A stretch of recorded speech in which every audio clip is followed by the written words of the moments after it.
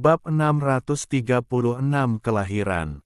Melihat Zhao Jian seorang diri menaklukkan mayat merah darah setinggi 100 kaki, para murid aliansi di sekitarnya langsung bersemangat, moral mereka melambung tinggi. Senjata sihir mereka berkilauan saat mereka melemparkannya ke kepala mayat itu. Namun, banyak dari mereka memandang Zhao Jian dengan kilatan aneh di mata mereka. Pemuda bertanduk itu adalah salah satunya. Kemudian, raungan yang memekakkan telinga meletus. Gugusan cahaya menyilaukan meledak di kepala dan tubuh bagian atas mayat merah darah itu. Ao, mayat merah darah itu meraung, tetapi tubuhnya terjebak oleh Zhao Jian dan tidak dapat melarikan diri. Namun, gelombang serangan itu hanya merobek dagingnya, menyebabkan nanah menyembur keluar, menunjukkan kekuatan pertahanannya. Bahkan dengan kekuatan gabungan ratusan orang, membunuhnya akan membutuhkan usaha yang besar. Semuanya, kerahkan semua kekuatan kalian. Mari kita hancurkan mayat iblis ini sekaligus. Saint level dari klan iblis hitam bukanlah sesuatu yang istimewa. Formasi pengikat yang dibuat oleh keenamnya ini biasa-biasa saja. Ya, mari kita bunuh makhluk mengerikan ini dulu, lalu berkoordinasi dengan para tetua untuk memusnahkan klan iblis hitam. Sebagian murid aliansi terus menyerang mayat raksasa berwarna merah darah, sementara yang lain secara bertahap tenang dan melanjutkan pertempuran mereka dengan klan iblis hitam. Di samping mayat raksasa berwarna merah darah, Zhao Jian, meskipun telah menggunakan kekuatan teknik mendalam 9 revolusi untuk mengikat makhluk mengerikan itu dengan satu serangan, kini sedang berjuang. Setelah bersentuhan dengan sungai merah darah untuk beberapa saat, dia merasakan darahnya melonjak tak terkendali, hampir seperti akan meledak dari tubuhnya. Dia dengan cepat melafalkan mantra, berusaha sekuat tenaga untuk mengendalikan darah dan ki yang bergejolak di dalam dirinya. Auwo, auwo. Sebelum para murid aliansi dapat merayakan kemenangan mereka terlalu lama, serangkaian raungan seperti binatang buas bergema dari segala arah. Segera setelah itu, kabut darah bergolak, dan di depan mata semua orang, mayat darah raksasa lainnya perlahan merangkak keluar dari pusaran merah tua. Kemudian, yang kedua, yang ketiga. Beberapa saat kemudian, di dalam formasi besar yang dikelilingi oleh penghalang cahaya merah tua, 20 atau 30 mayat darah raksasa, masing-masing setinggi lebih dari 100 kaki, tiba-tiba muncul. Begitu muncul, mereka meraung dan menyerbu ke arah murid-murid aliansi yang terjebak di dalamnya. Yang lebih menakutkan bagi murid-murid aliansi adalah pusaran merah tua terus berputar, dan mayat darah setinggi 100 kaki yang baru terus muncul darinya. Melihat ini, banyak murid aliansi sekali lagi menunjukkan ekspresi panik dan bahkan putus asa. Bahkan Zhao Jian mengerutkan kening dalam-dalam. Kita tidak bisa bertarung seperti ini. Mundur ke kapal perang segera, teriak Zhao Jian dengan keras. Segera setelah itu, di bawah pengaturan kapten masing-masing, semua murid bertempur dan mulai mundur ke arah tempat kapal perang mereka masing-masing melayang.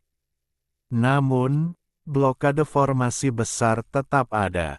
Sekalipun orang-orang ini berhasil melarikan diri ke tepi awan darah, mereka tetap terhalang oleh penghalang cahaya merah dan tidak memiliki jalan keluar. Di luar penghalang cahaya, ketiga tetua tingkat Saint dari aliansi mengamati situasi di dalam formasi besar dan dipenuhi kecemasan. Saat perintah dikeluarkan, mereka mengarahkan kapal perang yang masih berada di luar formasi untuk membombardir penghalang cahaya merah dengan sekuat tenaga, tetapi jelas mereka tidak dapat menembusnya dalam jangka pendek. Dalam pertempuran tingkat Sein di atas lautan bintang, beberapa tetua tingkat Sein telah membebaskan diri dan terbang ke penghalang cahaya merah, melepaskan harta sihir mereka untuk membombardirnya, tetapi ini hanya mempercepat getaran penghalang, mereka tetap tidak dapat menembus formasi dalam jangka pendek. Di dalam formasi, puluhan mayat darah setinggi ratusan kaki menyerbu dengan liar ke arah pasukan aliansi. Lengan mereka mengayun-ayun, menciptakan sungai darah yang bergelombang dan bergejolak, melepaskan pembantaian gila-gilaan terhadap murid-murid aliansi. Anggota klan Iblis Hitam di dalam awan darah juga memanfaatkan kesempatan untuk melakukan serangan balik. Adegan itu seketika dipenuhi darah yang berhamburan, anggota tubuh yang berserakan, dan jeritan kestongku, benar-benar neraka di bumi. Hanya dalam beberapa tarikan napas, lebih dari 1.000 murid aliansi tewas di tempat, dan situasi aliansi menjadi sangat genting. Namun, pada saat itu, perubahan mendadak terjadi. Di sudut barat daya awan merah darah yang luas, sebuah retakan tiba-tiba muncul di layar cahaya merah tua dengan suara desis, dengan cepat meluas ke kedua sisi, memancarkan sinar cahaya abu-abu. Dengan suara dentuman, rantai merah darah yang terhubung ke pusat awan darah putus, dan ahli tingkat Sein klan Iblis Hitam yang ditempatkan di sana, tidak dapat menghindarinya, tersedot ke dalam retakan. Sebuah sudut dari formasi iblis darah runtuh, dan beberapa mayat merah darah hancur dari kepala hingga kaki. Sebelum ada yang bisa memahami apa yang telah terjadi, retakan dengan berbagai panjang muncul di sekitar formasi. Meskipun banyak yang cepat berlalu dan jauh lebih kecil daripada retakan di sudut barat daya, jumlah dan intensitasnya yang sangat besar menyebabkan 3 rantai merah darah putus seketika. 4 dari 6 rantai merah tua hilang dalam sekejap mata, menyebabkan seluruh formasi menjadi tidak stabil. Bersamaan dengan itu, di bawah bombardir tanpa henti dari kapal perang dan makhluk tingkat Sein di luar, penghalang cahaya merah tua akhirnya runtuh. 5 ahli tingkat Sein Iblis Hitam yang tersisa yang memegang bendera darah di dasar formasi mengalami serangan balik, batuk darah dan terlempar ke belakang. Bang! Bang! Bang! Lebih dari 100 ledakan terdengar berturut-turut. Pada saat ini, hampir 100 mayat raksasa merah tua yang telah mengamuk di dalam formasi tiba-tiba meledak dengan cahaya merah dan hancur. Ini adalah turbulensi kosmik. Kita selamat. Surga membantu aliansi kita. Mari kita bantai mereka semua. Bunuh. Para murid aliansi sangat gembira melihat ini dan bersiap untuk melancarkan serangan lain. Semua orang segera mundur. Sebuah perintah kuat tiba-tiba datang dari kapal perang, menyebabkan kemajuan para murid aliansi terhenti tiba-tiba. Pada saat ini, beberapa tetua tingkat Sein di kapal perang dengan hikmat menatap ke arah sudut barat daya awan darah. Di langit berbintang itu, seolah tiba-tiba diterangi oleh semburan sinar matahari, retakan aslinya telah membentang lebih dari 100 kaki panjangnya, dengan sinar cahaya abu-abu yang tak terhitung jumlahnya memancar liar. Di sepanjang arah itu, retakan yang tak terhitung jumlahnya dapat terlihat berkedip-kedip di langit berbintang, membentang hingga cakrawala. Jika turbulensi bintang yang tiba-tiba ini tidak menghancurkan formasi iblis darah yang didirikan oleh klan Iblis Hitam, setidaknya setengah dari murid aliansi kemungkinan akan binasa di sini. Pada saat yang sama, murid-murid aliansi yang selamat mundur kembali ke kapal perang masing-masing. Klan Iblis Hitam, di bawah komando, juga mulai mengevakuasi diri, menuju ke Pulau Terapung Hitam. Sebelum kedua pihak sepenuhnya mundur dari medan perang, beberapa suara gemuruh keras bergema dari barat daya. Anggota aliansi yang berdiri di kapal perang mereka merasakan kapal-kapal besar di bawah mereka bergetar hebat. Langit berbintang tampak runtuh, memperlihatkan beberapa lubang hitam pekat yang sangat besar, masing-masing berdiameter puluhan kaki. Lubang-lubang itu sangat dalam, dengan turbulensi bintang yang dahsyat, seperti bilah-bilah langit yang tak terhitung jumlahnya, mengiris ke bawah dari atas. Potongan-potongan besar meteorit hitam langsung hancur berkeping-keping saat bersentuhan dengan cahaya abu-abu. Beberapa berkas cahaya abu-abu, masing-masing berdiameter puluhan kaki, melesat turun dari celah-celah itu, seperti sinar matahari yang menembus awan hitam pekat, menciptakan tirai cahaya samar yang menutupi area seluas ratusan kaki di langit berbintang. Situasinya telah berubah. Percepat mundurnya. Para tetua tingkat Sein di kapal perang emas, yang belum pernah menyaksikan letusan turbulensi bintang sebesar itu, dipenuhi dengan keterkejutan dan mendesak yang lain untuk maju. Tepat saat itu, cahaya keemasan tiba-tiba bersinar dari layar cahaya abu-abu pucat, dan cincin riak keemasan pucat yang terlihat memancar darinya, menyapu radius 100 mil dalam sekejap mata. Kapal-kapal perang besar itu berkilauan dengan cahaya, rune mereka yang sebelumnya bersinar sedikit meredup, dan semua kapal perang secara bersamaan kehilangan daya, berhenti di ruang angkasa. Tiba-tiba, cahaya keemasan bersinar dari dalam layar cahaya abu-abu pucat, mengungkapkan pemandangan yang membuat semua orang takjub. Di hadapan mereka terbentang kompleks istana yang luas, berliku-liku, dan diukir dengan indah, membentang dari satu ujung layar cahaya ke ujung lainnya. Di tengahnya, sebuah istana yang sangat tinggi tampak samar-samar, atapnya ditutupi dengan ubin berglasur kuning cerah, bagian tengahnya berupa puncak perunggu berlapis emas, dan masing-masing dari 4 atap sudutnya terdapat seekor binatang bersayap yang menatap langit. Dinding istana di keempat sisinya berwarna merah terang, dan puluhan pilar tebal yang dihiasi naga emas melingkar berdiri tepat di depannya. Penyangga di atas pilar berwarna hijau zamrud, diukir dengan pola awan yang mengalir, memberikan istana aura kemegahan yang tak tertandingi. Namun, agak disayangkan bahwa gerbang istana kosong, tanpa pintu dan kusen pintu, menambah suasana yang sunyi. Di depan istana terdapat 2 platform batu tinggi, masing-masing dihiasi paviliun perunggu berlapis emas, masing-masing setinggi 9 zang, dengan desain kuno dan sederhana, tetapi tujuannya tetap tidak diketahui.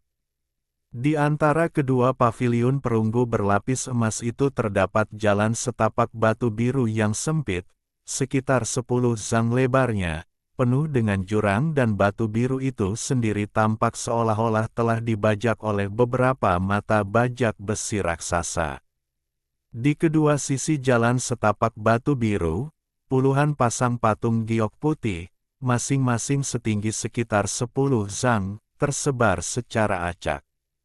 Sebagian besar digambarkan dengan kepala hewan dan tubuh manusia, mengenakan jubah berbulu. Meskipun sebagian besar tergeletak di tanah, dan banyak yang rusak, keindahan pengerjaannya masih terlihat jelas. Di belakang istana merah menyala, sekitar 100 kaki jauhnya, terbentang deretan bangunan yang berkesinambungan. Namun, dibandingkan dengan istana di depannya, bangunan dan istana ini tampak jauh lebih bobrok, banyak yang telah runtuh sepenuhnya, hanya menyisakan reruntuhan. Tetapi dilihat dari skalanya, jelas bahwa penampilan asli setiap bangunan ini sama sekali tidak kalah dengan istana di depannya.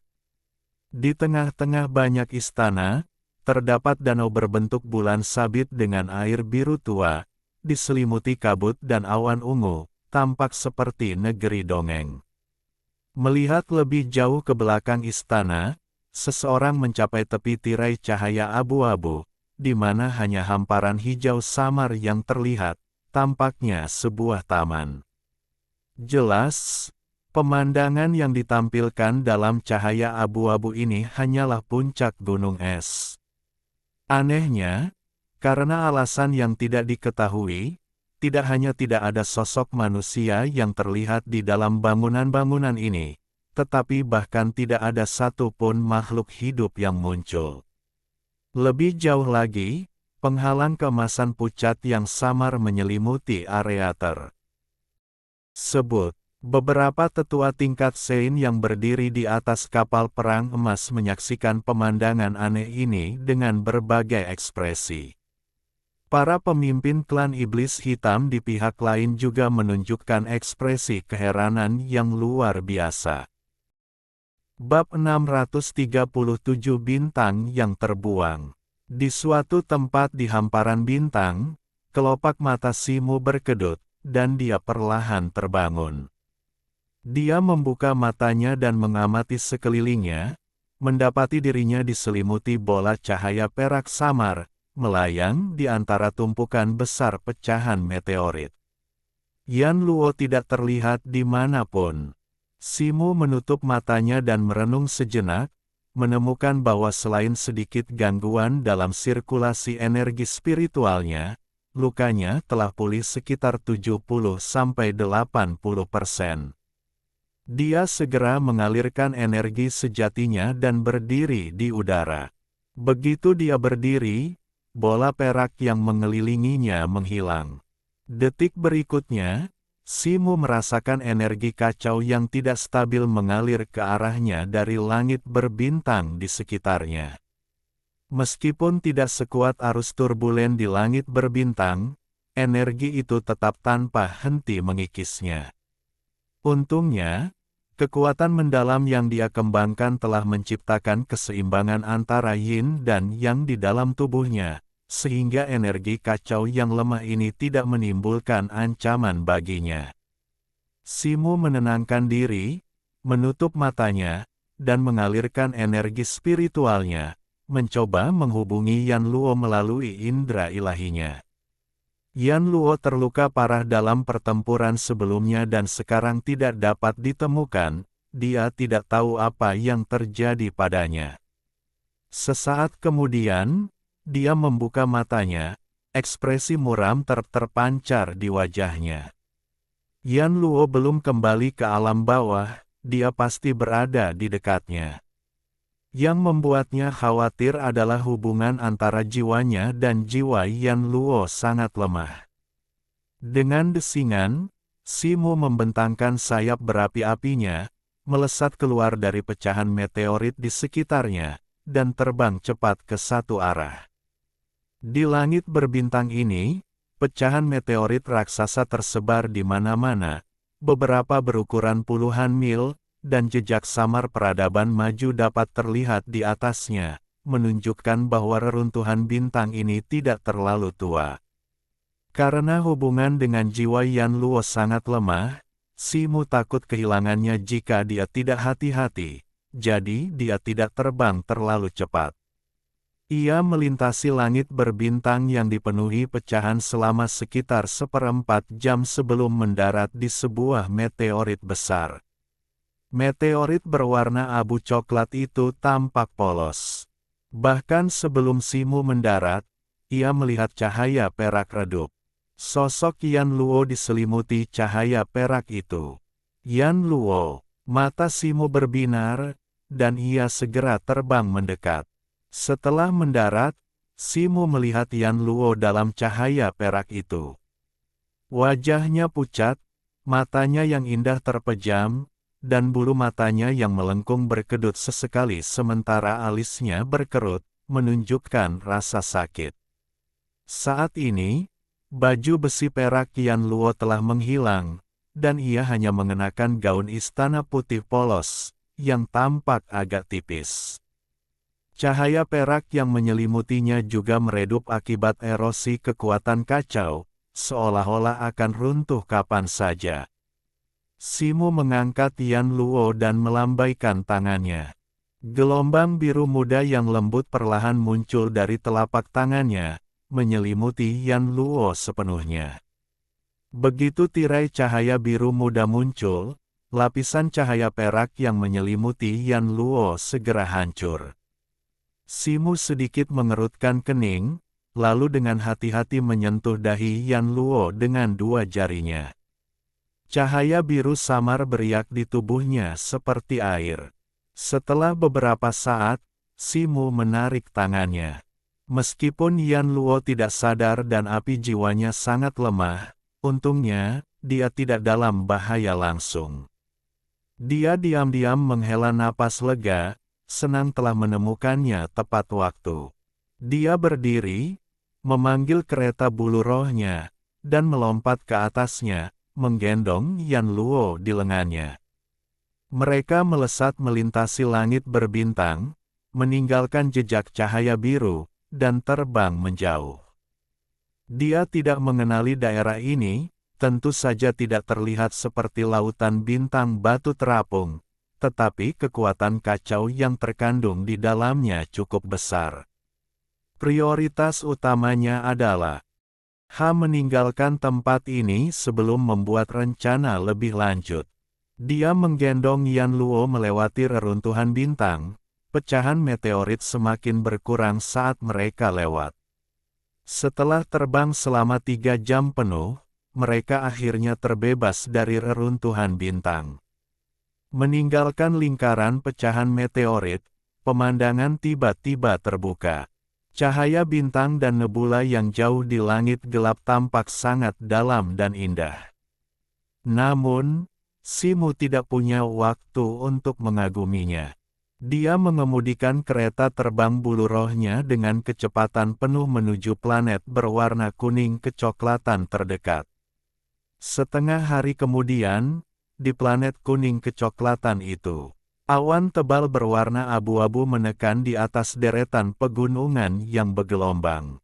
Tiba-tiba, cahaya merah bersinar dari tengah awan. Sebuah garis merah tua seperti bintang jatuh merobek lubang di awan abu-abu dan menukik ke bawah dengan kecepatan luar biasa. Saat menembus awan abu-abu, ia berubah menjadi bola api merah tua yang besar, meninggalkan ekor berapi yang panjang, dan menabrak pegunungan dari ketinggian. Boom! Dengan benturan yang memekakkan telinga, pegunungan itu bergetar hebat, tenggelam 3/10 dari ketinggiannya. Bola api itu menghantam langsung, meledakkan kawah sedalam lebih dari 10 kaki. Bola api yang tak terhitung jumlahnya meledak dari kawah, menciptakan banyak kawah kecil yang hangus di lereng gunung. Tiba-tiba, cahaya biru bersinar dari kawah, memadamkan api di dasarnya. Gumpalan uap putih besar naik dari sana, menutupi area seluas sekitar 10 kaki. Setelah beberapa saat, uap putih itu perlahan menghilang, memperlihatkan dua sosok di dasar kawah, Simu dan Yan Luo. Biasanya, pada level Simu saat ini, tidak mungkin baginya untuk memasuki planet yang utuh tanpa menggunakan susunan teleportasi atau kapal perang besar. Nebula yang mengikatnya ke tepi luar planet hanya dengan gravitasi saja akan mencabik-cabiknya. Namun, ketika Simu tiba di depan planet berwarna kuning kecoklatan ini, ia hampir tidak perlu merasakannya untuk menemukan bahwa energi spiritual yang terkandung di dalamnya sangat tipis. Hampir tidak ada nebula yang terlihat di luar planet, hanya gumpalan energi kacau yang samar-samar tersebar di sekitarnya. Simu memperkirakan bahwa tak lama lagi, mungkin 1 atau 2 dekade, planet ini akan hancur berkeping-keping seperti reruntuhan bintang lain yang telah dilihatnya di sepanjang jalan. Oleh karena itu, ia mengambil risiko besar, menyalurkan energi mendalamnya untuk menyelimuti seluruh kereta terbang bulu roh dan mereka berdua dengan aura yin yang kacau miliknya sendiri, dan terjun ke planet berwarna kuning tanah. Meskipun energi spiritual planet itu sangat tipis, daya tarik gravitasinya masih sangat kuat. Ia berusaha sekuat tenaga untuk mengendalikan kecepatan penurunan kereta terbang bulu roh, tetapi kereta itu tetap saja jatuh dengan keras. Simu mengerang, memuntahkan seteguk darah, dan melompat dari kereta terbang bulu roh, membawa Yan Luo. Ia pertama-tama melihat beberapa retakan yang jelas di badan kereta, lalu melihat Yan Luo yang tidak sadarkan diri yang digendongnya. Ia telah melindungi Yan Luo dengan sekuat tenaga selama jatuh, dan melihat bahwa Yan Luo tidak terpengaruh oleh benturan itu, ia merasa lega. Dengan lambaian tangannya, ia menyimpan kereta terbang bulu roh, dan Simu melompat keluar dari lubang dengan Yan Luo di pelukannya. Ia melirik sekeliling, sedikit kelelahan terlihat di wajahnya. Seluruh pegunungan itu berwarna coklat kekuningan, bebatuan besar berserakan di mana-mana, lereng gunung terbuka, tanpa vegetasi hijau, tampak sangat tandus. Gemuruh. Suara gemuruh guntur tiba-tiba menggema di langit, dan kilatan petir biru menyambar di antara awan tebal berwarna kelabu. Bersamaan dengan itu, angin puting beliung menyapu pegunungan, menghempaskan debu dan mengaduk udara. Simu melirik ke langit, lalu mengalihkan pandangannya ke puncak. Coklat gelap yang jauh.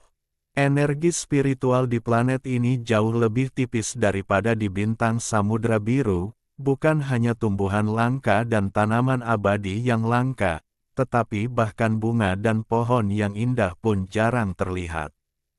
Kemanapun dia memandang, terdapat jurang yang dalam dan kawah yang sangat besar, membuat seluruh daratan tampak hancur. Jelas bahwa ini adalah bekas luka akibat penambangan mineral spiritual yang tak terkendali selama bertahun-tahun, yang merusak urat spiritual dan mengakibatkan pemandangan ini. Kemungkinan besar planet ini adalah bagian dari sekte atau keluarga kuat, korban dari kebangkitan dan ekspansi mereka. Karena tidak yakin dengan situasinya, Simu enggan membawa Yan Luo ke tempat di mana sekte atau keluarga kuat mungkin telah bercokol. Oleh karena itu, puncak terpencil yang tidak berpenghuni tidak jauh dari sana menjadi pilihan terbaik. Sesaat kemudian, Simu membawa Yan Luo terbang ke puncak di atas awan putih. Dia mengelilingi puncak dan tidak menemukan apapun kecuali bebatuan coklat gelap. Untungnya, ada sebuah gua di sisi puncak yang terkena sinar matahari. Boom! Kilatan petir lain menerangi sekitarnya, dan setetes air hujan besar mengenai pipi Simu. Simu merasakan lengket di pipinya, seolah-olah tetesan air hujan itu bukan air tetapi semacam minyak kental. Dia kemudian mendorong awan putih di bawah kakinya turun menuju puncak. Sesampainya di pintu masuk gua, Simu melirik ke dalam. Pintu masuknya berbentuk setengah lingkaran, tingginya lebih dari 10 zang, dengan deretan bebatuan yang menonjol dari dinding kiri dan kanan. Tidak menyerupai buatan manusia. Gua itu gelap gulita, dan tidak ada yang bisa dilihat dengan jelas. Hati Simu berdebar, dan dia melepaskan indera ilahinya untuk menyelidiki ke dalam.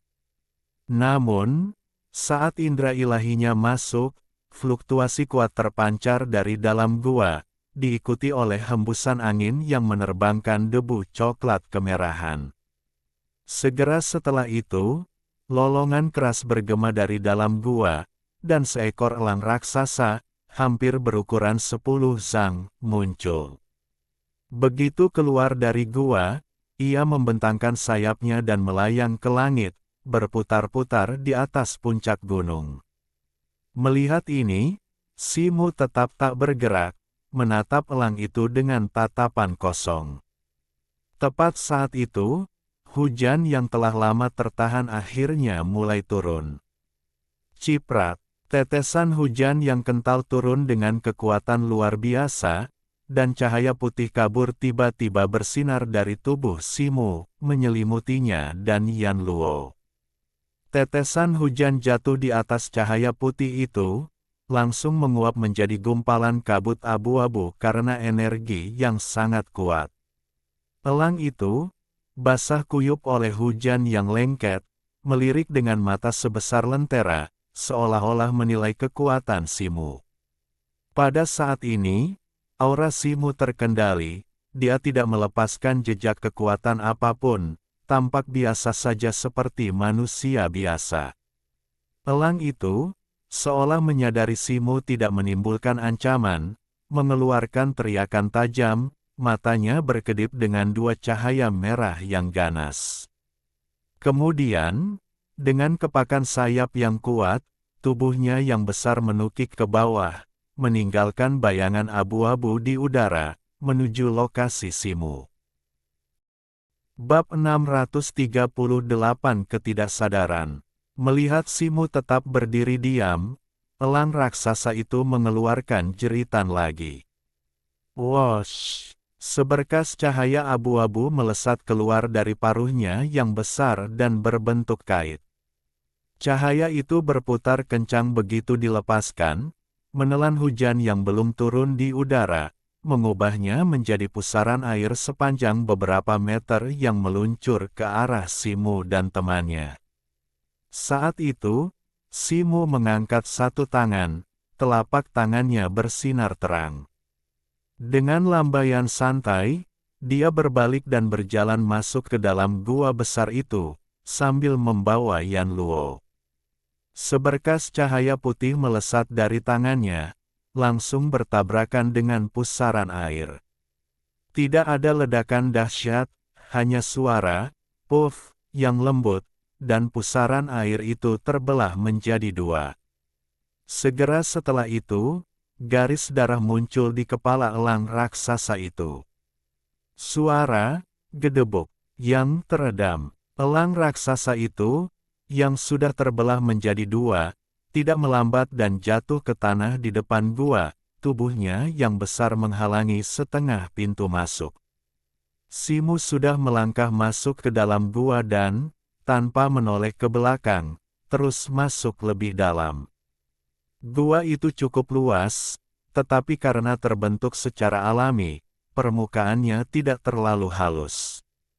Sambil menggendong Yan Luo, Simu melewati beberapa tikungan sebelum mencapai bagian terdalam, sebuah ruang gua seluas sekitar 10 zang.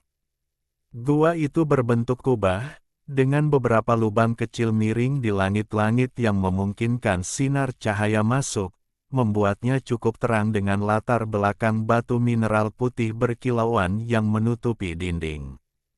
Pandangan Simu menyapu sekeliling dan berhenti di kedalaman gua, di mana terdapat sebuah lesung besar yang terbuat dari rumput kering, berisi 7 atau 8 telur raksasa berwarna biru, masing-masing lebih tinggi dari manusia. Tanpa ragu, ini adalah sarang elang raksasa sebelumnya. Simu pertama-tama meletakkan Yan Luo di tempat yang datar dan terbuka, kemudian memindahkan telur-telur raksasa itu satu persatu, merapikan rumput kering di dalamnya, dan kemudian dengan hati-hati mengangkat Yan Luo dan meletakkannya kembali di dalam.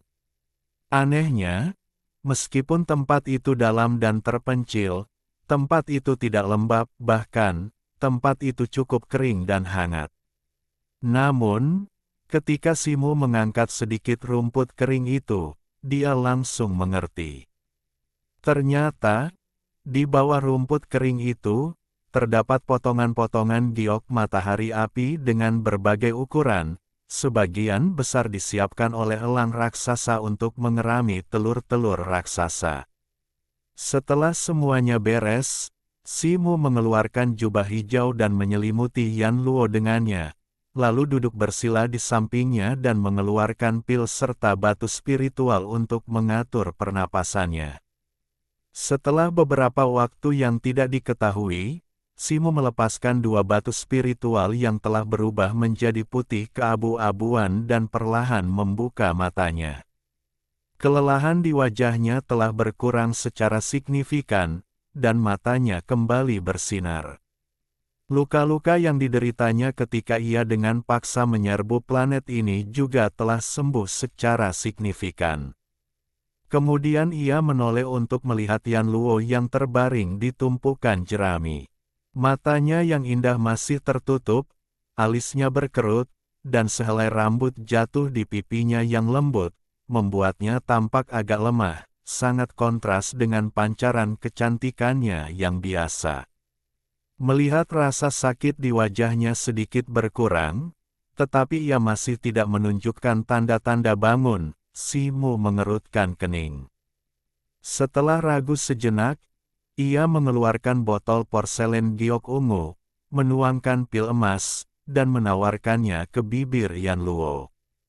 Pil emas ini disebut pil rakus agung, pil tingkat tertinggi yang dimiliki Simo, dengan kekuatan untuk menyembuhkan tulang dan meremajakan, dan satu-satunya yang ia peroleh secara kebetulan selama misi di benteng. Bibir Yan Luo tetap tertutup rapat, ia tidak bisa elan pil itu. Simo hanya bisa mencubit pipinya dengan lembut dan memasukkan pil itu.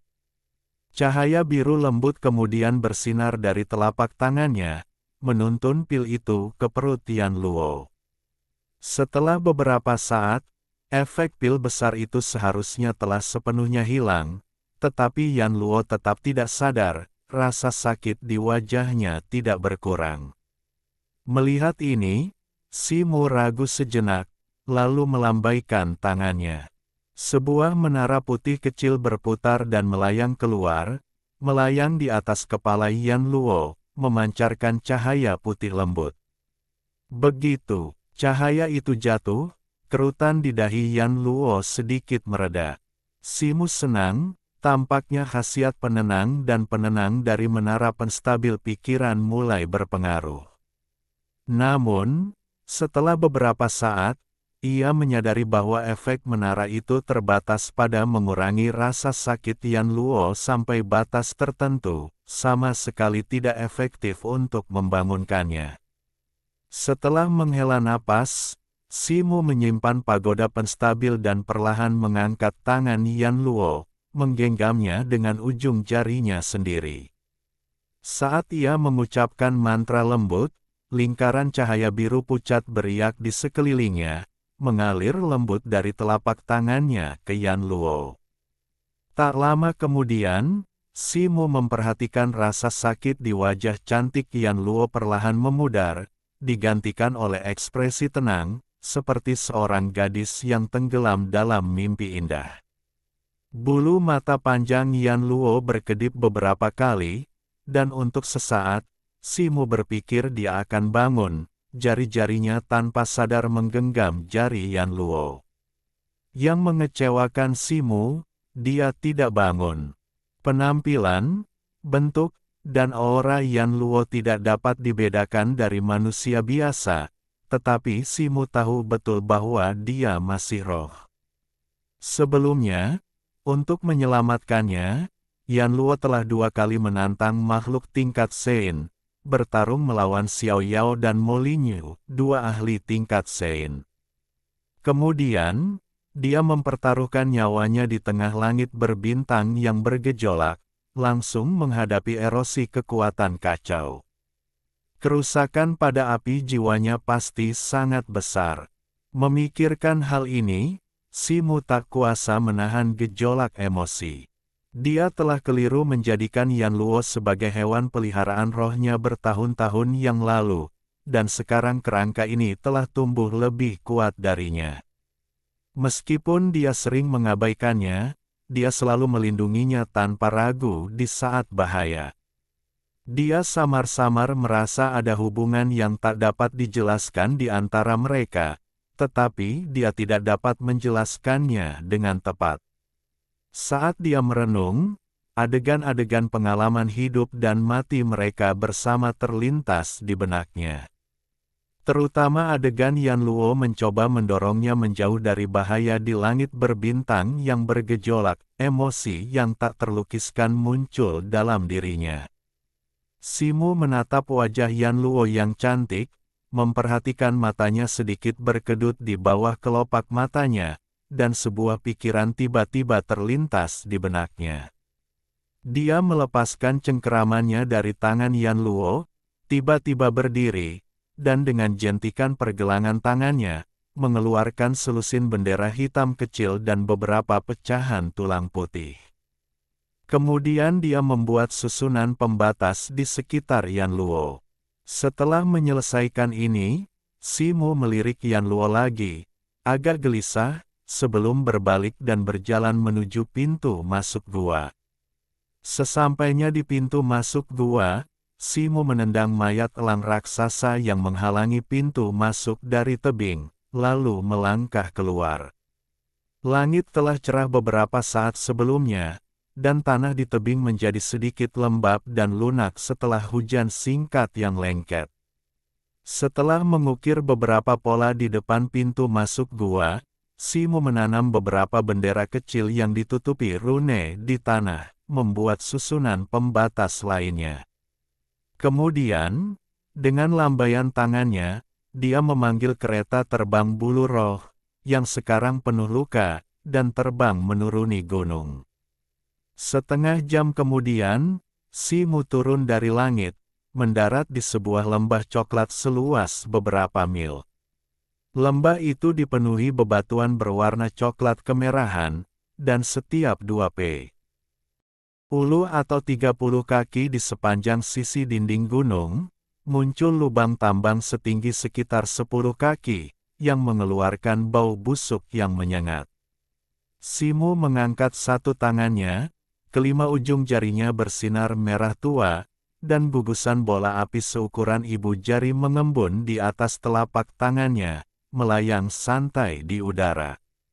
Tatapannya menyapu lubang-lubang tambang di sekitarnya, dan dengan lambaian tangannya, kelima bola api itu tiba-tiba membesar, naik turun saat terbang, terpecah menjadi beberapa bola api yang lebih kecil di tengah penerbangan, dan tersebar ke dalam lubang-lubang tambang. Boom, boom, dengan serangkaian ledakan, pasir dan kerikil di tanah mulai bergetar secara ritmis dengan suara gemuruh. Simu menyentuh tanah dengan ringan menggunakan jari-jari kakinya, pakaiannya berkibar, dan dia melayang ke udara, berdiri tinggi di langit. Begitu dia naik, gugusan lampu merah menyala di puluhan pintu masuk tambang. Dengan serangkaian dentuman cepat, monster-monster tak terhitung jumlahnya yang menyerupai babi hutan, tertutup baju zirah batu abu-abu tebal, bergegas keluar dari gua, dengan cepat memenuhi lembah yang tadinya terbuka. Jumlah babi hutan bersirah batu ini sangat banyak, mudah mencapai ratusan atau bahkan ribuan. Raungan, setelah muncul, babi-babi hutan ini, yang tidak segera melihat Simu melayang di udara, membuka taring besar mereka yang menonjol, berputar-putar dan meraung marah. Simu melirik ke bawah dan menggelengkan kepalanya. Sebagian besar babi hutan ini hanya memiliki kekuatan yang diperoleh, dengan kurang dari 10% mencapai tingkat bawaan, dan sebagian besar tampaknya kurang cerdas. Energi spiritual di planet ini sangat tipis, sehingga ia mencari dengan indera ilahinya untuk waktu yang lama sebelum menemukan fluktuasi energi spiritual yang kacau di lembah terdekat. Setelah tiba, ia hanya menemukan sekelompok binatang iblis tingkat rendah. Namun, itu lebih baik daripada tidak sama sekali, karena jumlahnya cukup banyak. Dengan pikiran itu, Simu mengangkat satu tangan, melafalkan mantra, dan bulan sabit putih keperakan muncul di belakang kepalanya, memancarkan cahaya sejuk dan jernih. Awan api merah tua yang besar telah berkumpul di atas lembah, gelombang di dalamnya bergejolak, menyerupai kobaran api yang mengamuk. Jatuh. Simu menurunkan tangannya, dan awan api merah tua itu bergejolak, lalu tampak mendidih, dengan semburan cahaya api meletus. Bola api merah tua seukuran batu penggiling melesat keluar dari awan, jatuh seperti meteor yang jatuh. Boom! Hujan api dan meteor turun, menelan seluruh lembah. Gugusan api meledak, percikan api beterbangan, asap dan debu mengepul ke atas. Batu-batu yang hancur dari lereng gunung juga berjatuhan, memenuhi pusat lembah. Dalam sekejap, api membumbung ke langit, dan jeritan kestongku memenuhi udara. Sesaat kemudian, Simu melambaikan tangannya, dan sebuah kekuatan tak terlihat tiba-tiba muncul.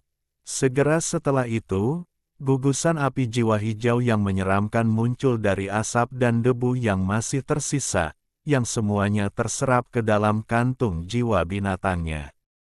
Bab 639 Perjalanan. Setelah menyimpan kantung jiwa binatang buas, Simu melirik lembah yang sebagian besar terkubur oleh bebatuan yang runtuh, lalu melayang ke langit, terbang menuju sisi barat lembah. Setelah terbang sekitar setengah hari, beberapa tanaman hijau subur perlahan muncul di pandangannya, dan energi spiritual di udara perlahan menebal. Melihat ini, Simu sedikit turun, tiba-tiba melepaskan indera ilahinya untuk menyelidiki bumi.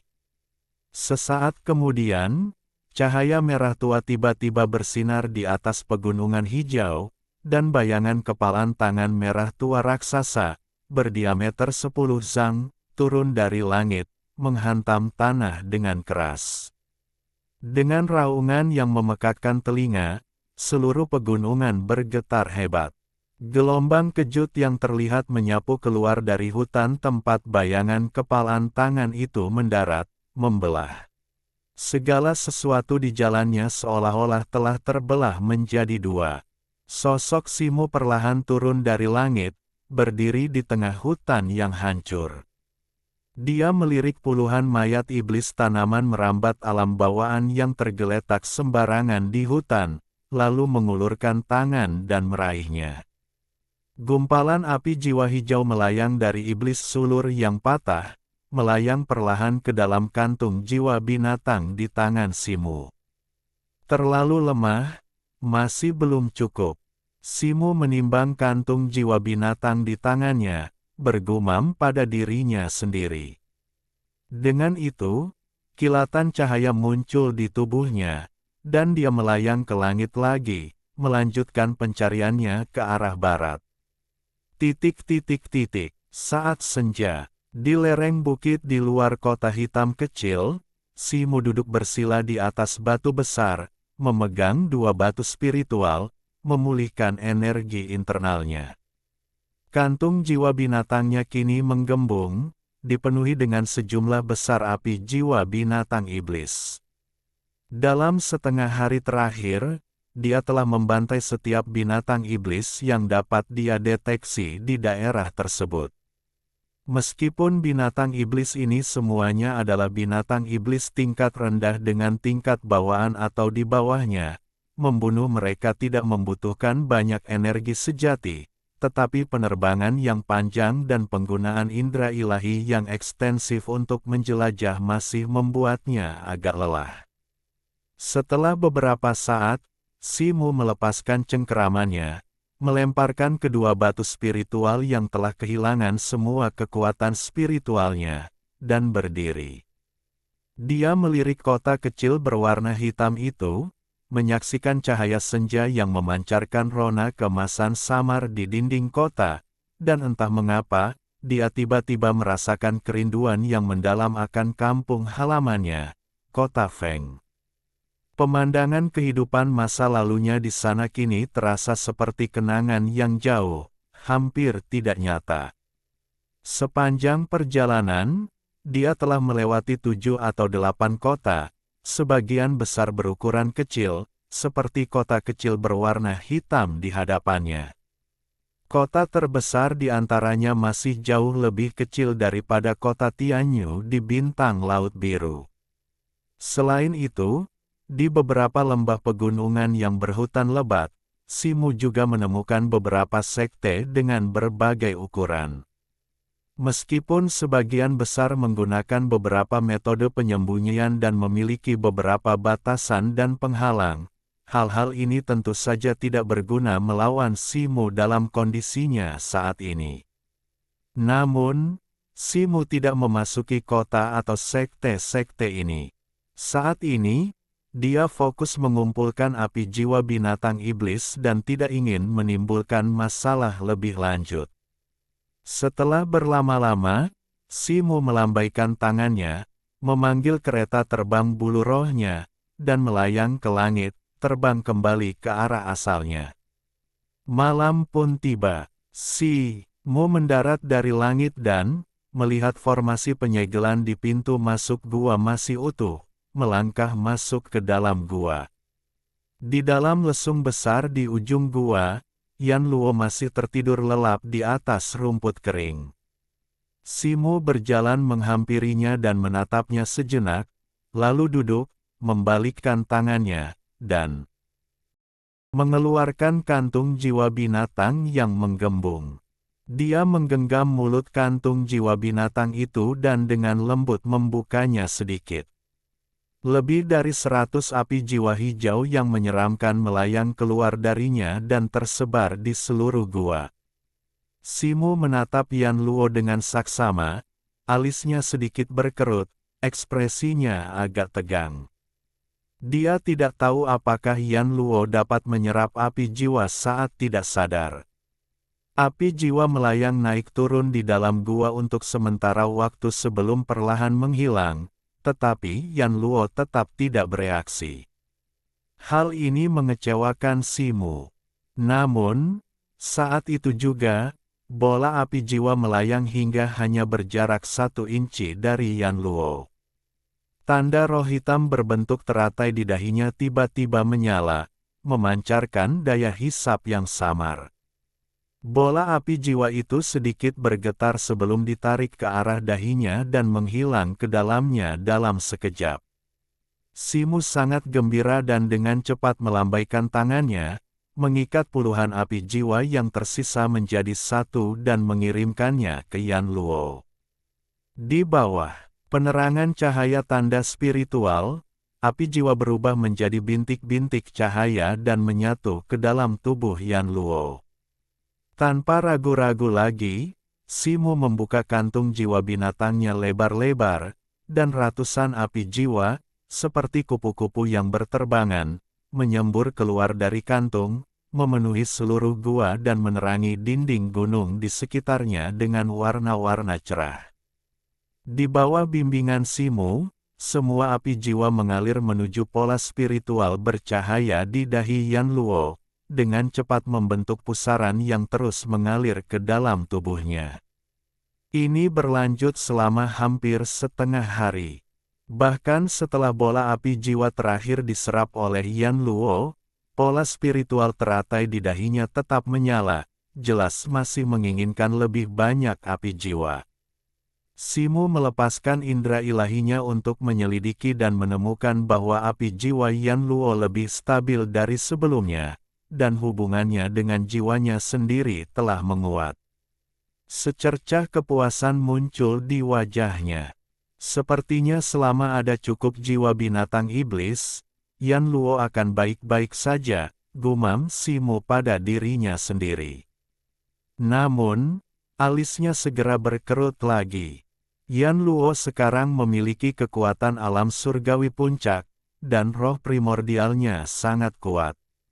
Memperbaikinya dengan api jiwa binatang iblis tingkat rendah ini jelas hanya setetes air di lautan, akan membutuhkan waktu yang tidak terbatas untuk mengumpulkannya. Untuk membantu Yan Luo pulih secepat mungkin, perlu untuk menemukan api jiwa binatang iblis yang semakin kuat. Namun, Hanya mengandalkan indera ilahinya untuk mencari sedikit demi sedikit sangat tidak efisien. Mungkin ada metode yang lebih mudah dan efektif. Simo merenung sejenak, matanya berkedip-kedip, seolah-olah dia telah membuat rencana. Dia segera berdiri dan berjalan keluar dari gua. Sebuah puncak gunung setinggi hampir 1000 kaki berdiri di tengah lautan awan dan kabut yang luas, tampak megah dan mengesankan, memancarkan rasa dominasi atas semua yang lain.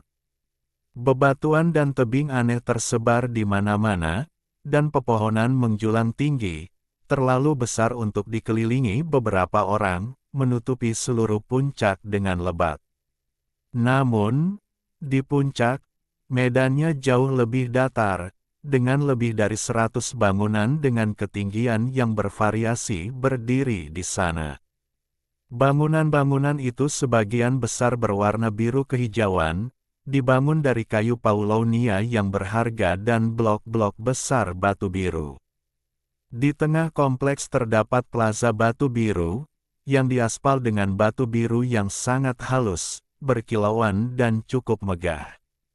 Di tengah plaza, setiap beberapa kaki, berdiri sebuah kuali perunggu besar, masing-masing setinggi beberapa kaki, disusun dalam 3 baris berisi 3 kuali, sehingga totalnya 9. Gumpalan asap biru sesekali naik dari kuali-kuali itu, mengeluarkan aroma samar yang bertahan lama. Di samping plaza, berdiri 3 bangunan istana yang megah. Ketiga istana itu dibuat dengan sangat indah, dihiasi dengan naga dan phoenix, dan fluktuasi energi spiritual yang samar terlihat di atasnya, menunjukkan adanya pembatasan pelindung. Di atas istana pusat tergantung sebuah plakat emas bertuliskan 3 karakter besar, Istana Sangking. Pintu istana terbuka lebar, memperlihatkan interior yang luas. Di bagian terdalam aula terdapat 3 patung besar 3 yang murni, 3 orang bijak Taoisme. Di dalam aula, 4 atau 5 orang duduk dalam hierarki, berbincang-bincang di antara mereka sendiri. Orang di tengah adalah seorang pria paruh baya berwajah persegi, mengenakan jubah Taois ungu, dengan simbol yin-yang yang ditato di dadanya. Ia memegang tongkat ramalan, memancarkan aura martabat dan jelas sebagai pemimpin kelompok, auranya jelas menunjukkan kekuatan seorang kultivator alam bawaan tingkat puncak. Yang lain juga mengenakan jubah Taois, tampaknya dengan pria berwajah persegi sebagai pemimpin mereka. Pemimpin sekte. Masalah ini memang sangat aneh. Kemarin, energi spiritual langit dan bumi di pegunungan Donglan tiba-tiba melonjak, dan dalam skala yang mengerikan, jauh melebihi perkiraan kita. Namun, fluktuasi ini hanya berlangsung sesaat sebelum menghilang tanpa jejak, kata seorang pria pendek dan gemuk berjubah Taois. Masalah ini tampaknya cukup aneh. Mungkinkah ada harta karun luar biasa yang muncul? Tanya seorang biarawati Taois paruh baya di samping pria pendek dan gemuk itu, matanya berbinar. Ini bukan pertanda munculnya harta karun luar biasa. Kemarin, saya kebetulan berada di dekat pegunungan Donglan. Energi spiritual langit dan bumi sepertinya melonjak dari langit. Saya tidak tahu mengapa, kata pria pendek dan gemuk itu. Yang lain segera menunjukkan kekecewaan. Bagaimanapun, pegunungan Donglan tidak jauh dari sekte Liu He kita. Saudara muda Tian, mohon kirim seseorang untuk menyelidiki pegunungan Donglan nanti untuk melihat apakah ada aktivitas yang tidak biasa, kata pemimpin sekte paruh baya di tengah. Baik. Pria pendek dan gemuk itu setuju. Pemimpin sekte paruh baya itu hendak mengatakan sesuatu lagi ketika tiba-tiba ia mengerutkan kening dan melihat ke arah tengah aula. Di sana berdiri seorang pemuda berjubah hijau dengan tangan di belakang punggungnya, tanpa peringatan sebelumnya. "Siapa kau? Berani menerobos masuk ke sekte Liu Heku?" Orang-orang di aula berbalik mengikuti tatapan pemimpin sekte, ekspresi mereka berubah drastis. Mereka melompat dan berteriak pada pria pendek dan gemuk itu. Pria berjubah hijau itu tak lain adalah Simu. Ia melirik kelompok itu sebelum tatapannya tertuju pada pemimpin sekte Parubaya. "Jadi kaulah yang bertanggung jawab di sini." Simu tidak menjawab, tetapi malah bertanya, nadanya tidak menerima bantahan. "Saya adalah Yang Mulia Kuali Giok, pemimpin sekte Enam Harmoni." "Yang Mulia?" Pemimpin sekte Parubaya itu, yang tidak dapat mengetahui tingkat kultivasi Simu, sedikit mengerutkan kening. "Yang Mulia Kuali Giok, saya datang ke sini untuk bertanya kepada Anda, di mana di daerah ini terdapat binatang iblis dengan tingkat kultivasi di atas tingkat bumi." Simu langsung menyela. Pemimpin sekte Parubaya itu terdiam, seolah tak mampu memahami apa yang baru saja ia katakan. "Apa kau tidak mendengarku dengan jelas?" Ekspresi Simu berubah gelap, dan tekanan samar namun terasa jelas terpancar darinya. "Berani-beraninya kau." Melihat ini, orang-orang lain di aula yang hendak berbicara pun terkejut. Berbagai cahaya berwarna memancar dari tubuh mereka, dan mereka membuat segel tangan. Pria pendek dan gemuk itu tampak paling cemas.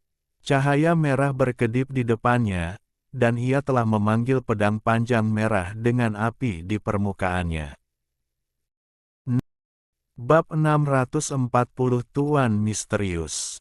Jangan bersikap tidak sopan. Tepat ketika ketegangan hampir meningkat, sebuah suara agung tiba-tiba terdengar.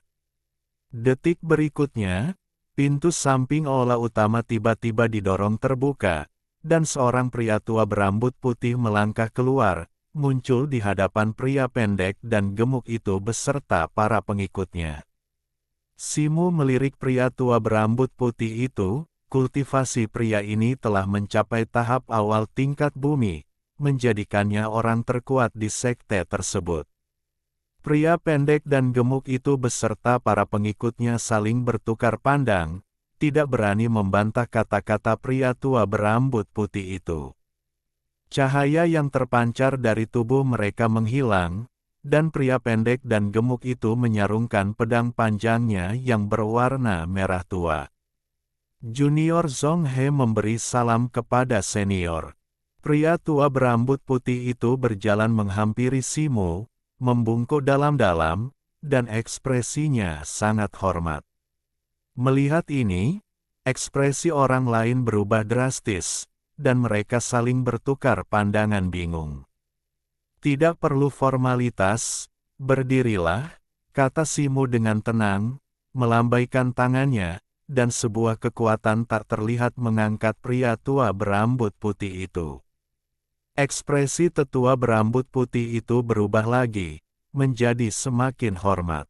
"Kalian semua, cepatlah memberi hormat kepada senior kita." Tetua berambut putih itu berbalik dan berteriak kepada kelompok yang berdiri di sampingnya. Yuding Sangren dan yang lainnya gemetar. Pada saat ini, mereka tidak berani berkata apa-apa lagi dan buru-buru melangkah maju, membungkuk hormat kepada Simu. "Kami tidak tahu apa-apa sebelumnya dan telah menyinggung Anda, senior. Mohon maafkan kami," kata Yuding Sangren dan yang lainnya sambil menangkupkan tangan mereka. "Zhong He, sebagai tetua tertinggi Sekte Enam Harmoni, Anda seharusnya tahu sesuatu tentang pertanyaan saya barusan, bukan?" Simu mengabaikan yang lain dan menatap tetua berambut putih itu, bertanya. "Laporan untuk senior, lebih dari 2000 mil di sebelah barat sini terdapat area rawa yang luas, tempat ular piton raksasa bersemayam jauh di dalamnya.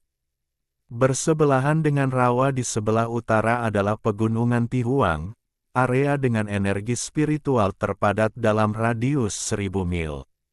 Namun, area ini selalu diselimuti kabut beracun dan dipenuhi serangga, ular, dan binatang buas berbisa, di antaranya seekor katak pemakan biru tingkat bumi tahap akhir yang sangat merepotkan, sehingga reputasinya sebagai tempat yang berbahaya.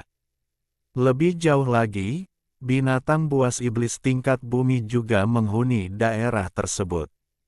Jika Anda memerlukan informasi lebih lanjut, senior, saya dapat menandainya di gulungan giok, kata tetua berambut putih itu dengan hormat. Baiklah, kalau begitu saya akan merepotkan Anda, Simu mengangguk. Mendengar ini, tetua berambut putih itu segera mengeluarkan gulungan giok, tangannya bersinar dengan cahaya ungu, dan menutup matanya untuk mulai mencatat. Sesaat kemudian, dia membuka matanya dan menyerahkan gulungan giok itu kepada Simu. Simu mengambil gulungan giok itu, melepaskan indera ilahinya untuk menyelidiki ke dalam, dan menemukan 7 atau 8 lokasi yang ditandai. Secercah kepuasan akhirnya muncul di wajahnya, dan dia mengangguk sedikit. Bolehkah saya menanyakan nama Anda, senior? Mungkinkah Anda seorang utusan abadi dari alam atas, yang sedang berkunjung ke sini? Tetua berambut putih itu tiba-tiba tampak teringat sesuatu dan bertanya dengan hati-hati. Ekspresi yang lain berubah setelah mendengar ini. Mata mereka langsung berbinar saat mereka memandang Simu dengan gembira dan antusias. Seorang abadi dari alam atas, Simu mengangkat alisnya, mengamati ekspresi tetua berambut putih dan yang lainnya. Kalian tidak perlu tahu nama saya, dan mengenai identitas saya bukan utusan abadi, katanya. Tetua berambut putih dan yang lainnya tampak kecewa. Simu menyimpan slip giok itu dan berkata, saya punya pertanyaan lain. Di mana tempat ini? Apa nama planet ini? Petik 2. Planet. Planet apa? Tetua berambut putih itu terkejut, tampak benar-benar bingung. Melihat ekspresi tetua berambut putih itu, Simu berhenti sejenak, lalu terkekeh. Dilihat dari energi spiritual planet ini yang tipis, tingkat kultivasi orang-orang ini juga cukup rendah. Mereka mungkin seperti 7 sekte dari tempat kelahirannya, sama sekali tidak mengenal konsep planet. Tidak banyak, apa nama benua kalian? Tanyanya, melapor kepada senior, ini adalah benua gurun awan, dan kami terletak di bagian selatan benua, jawab tetua berambut putih itu. Oh, apakah kalian memiliki gulungan giok berisi peta benua gurun awan? Tanya Simu lagi. Ya, kata tetua berambut putih itu buru-buru, melambaikan tangannya untuk mengeluarkan gulungan giok cian dan dengan hormat menyerahkannya. Simu mengambilnya, memeriksanya dengan indera ilahinya, dengan cepat menarik diri, mengangguk, dan dengan lambaian tangannya, 2 batu spiritual tingkat atas, 1 kuning dan 1 hijau, muncul di meja di sampingnya. Baiklah, terima kasih telah menjelaskan begitu banyak kepadaku. Kedua batu spiritual ini adalah hadiahku. Katanya, kilatan cahaya biru muncul di tubuhnya, dan dia terbang pergi, menghilang tanpa jejak setelah beberapa kilatan.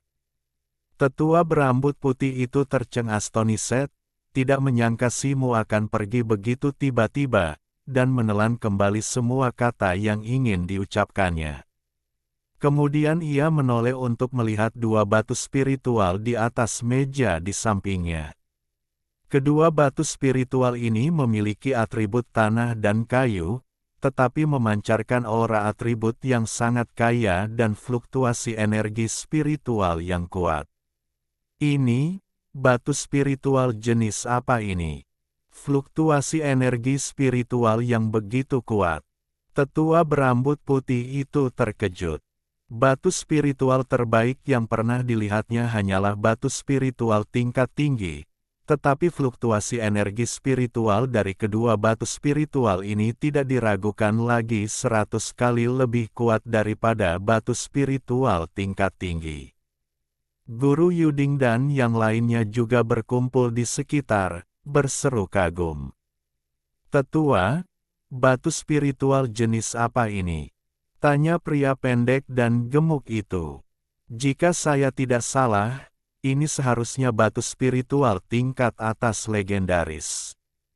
Batu-batu ini belum muncul di gurun awan kita selama bertahun-tahun. Tetua berambut putih itu merenung lama, lalu menghela napas panjang. Sambil berbicara, ia melambaikan tangannya dan tanpa basa-basi menyimpan kedua batu spiritual tingkat atas itu. Yang lain saling bertukar pandang, menelan ludah, dan tidak berkata apa-apa. Aku ingin tahu siapa senior itu, sehingga ia dengan santai memberikan dua batu spiritual tingkat atas, kata Yang Mulia Kuali Giok.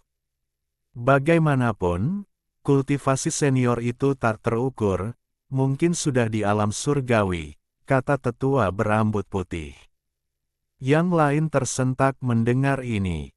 Meninggalkan tetua berambut putih dan yang lainnya, setelah meninggalkan Sekte Enam Harmoni, Simu memanggil perahu terbang bulu rohnya dan terbang langsung menuju rawa terdekat yang ditandai pada slip giok tetua berambut putih. Dengan kecepatannya, ia segera tiba di rawa hitam. Rawa ini cukup besar, membentang ribuan mil, dan vegetasinya semuanya hitam. Alasannya tidak diketahui. Simu terbang menuju kedalaman rawa, menyebarkan indera ilahinya untuk menjelajahi sekitarnya. Setelah beberapa saat, ekspresinya berubah, dan cahaya pelariannya sedikit berubah arah, dengan cepat tiba di atas lubang lumpur yang besar. Lubang lumpur itu dipenuhi kabut ungu pekat, perlahan berputar dan bergolak. Simu melambaikan tangannya, dan cahaya biru menyilaukan muncul di sampingnya, yang kemudian ia lepaskan dengan raungan. Dengan suara, "wosh", sebuah bilah cahaya biru tebal melesat dan menghantam lubang lumpur. Boom! Seluruh lubang lumpur meledak, mengirimkan gumpalan lumpur. Yang tak terhitung jumlahnya terbang ke segala arah, meninggalkan kawah besar di tengahnya. Raungan. Dengan raungan, seekor ular piton hitam besar, sepanjang 20 atau 30 kaki, muncul dari kedalaman lubang lumpur. Matanya hijau zamrud, dan tubuhnya ditutupi pola seperti akar. Ular piton ini memancarkan aura tingkat bumi menengah. Setelah raungannya, ia menerkam ke arah Simu. Simu mengayunkan lengannya lagi, dan cahaya biru besar melesat keluar, berubah menjadi bilah cahaya biru besar lainnya yang menghantam leher ular piton itu. Puff! Semburan darah melesat ke langit. Kepala ular piton raksasa itu terbang ke atas dan mendarat dengan keras di samping, matanya dipenuhi rasa tidak percaya, tetapi tatapan itu dengan cepat meredup. Tubuh ular tanpa kepala itu menggeliat liar sesaat, lalu menjadi tenang. Simu terbang turun di samping kepala ular piton raksasa itu, melambaikan tangannya, dan melepaskan kekuatan hisap. Bola jiwa binatang hitam terbang keluar dari kepalanya dan dikumpulkan oleh Simu. Simu tidak melihat ular piton raksasa tanpa kepala itu lagi. Kilatan cahaya biru muncul di tubuhnya, dan dia terbang lagi, menuju lokasi lain. Pada hari-hari berikutnya, banyak sekte dan kekuatan di benua gurun awan terguncang. Desas-desus mengerikan menyebar di mana-mana. Seorang ahli misterius dengan kultivasi mendalam, mengendarai perahu terbang, sedang menanyakan tentang binatang iblis tingkat tinggi. Selama jawabannya memuaskannya, dia akan menerima beberapa batu spiritual kelas atas sebagai hadiah. Di planet yang begitu terpencil, munculnya batu spiritual kelas atas tentu saja menyebabkan kegemparan besar, dan bahkan menyebabkan pertempuran berdarah. Namun, sekte-sekte ini segera menemukan bahwa binatang buas tingkat bumi yang bersemayam di berbagai lokasi berbahaya telah sepenuhnya dibantai. Terkejut, dan mengingat penyelidikan mereka sebelumnya, mereka semua mengerti bahwa ini adalah pekerjaan ahli misterius itu, sehingga mereka mendapatkan pemahaman baru tentang kekuatan Simu. Dengan tersebarnya kabar dan beberapa orang menambahkan bumbu pada cerita tersebut, kekuatan Simu menjadi legendaris. Setengah bulan kemudian, di barat laut benua Yunhuang, di atas hamparan laut yang luas, sebuah kereta terbang biru melaju kencang. Simu berdiri dengan tangan di belakang punggungnya di atas kereta itu, dan di sampingnya berdiri seorang wanita muda berbaju hijau muda, yang kultivasinya juga cukup kuat, mencapai tingkat bumi awal. Wanita muda itu tampak lembut dan anggun, bukan seperti seorang kultivator, melainkan seorang wanita dari keluarga bangsawan.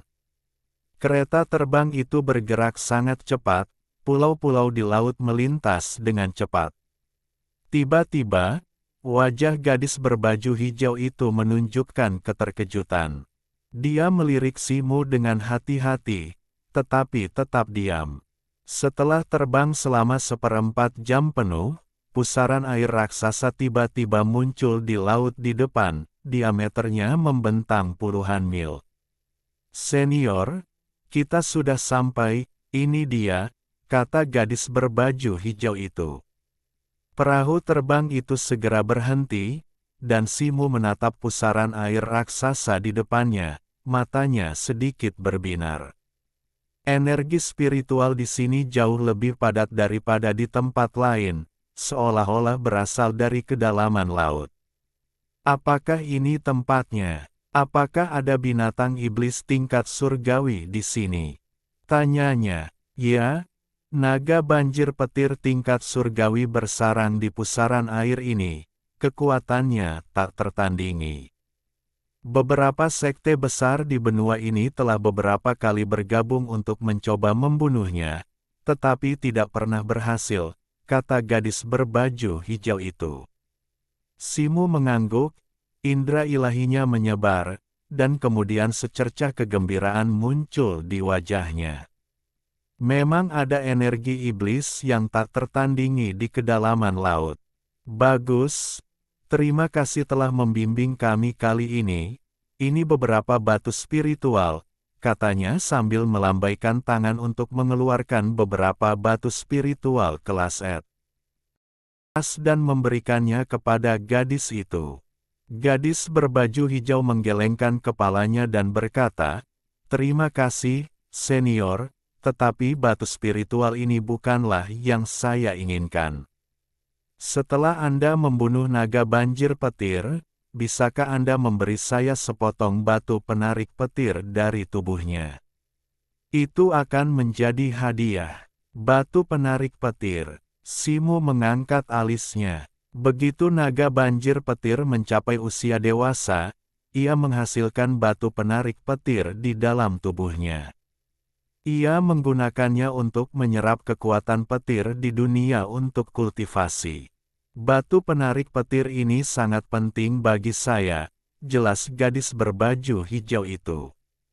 Tentu saja, Simu mengangguk. Dia hanya membutuhkan jiwa binatang itu, tidak ada yang lain.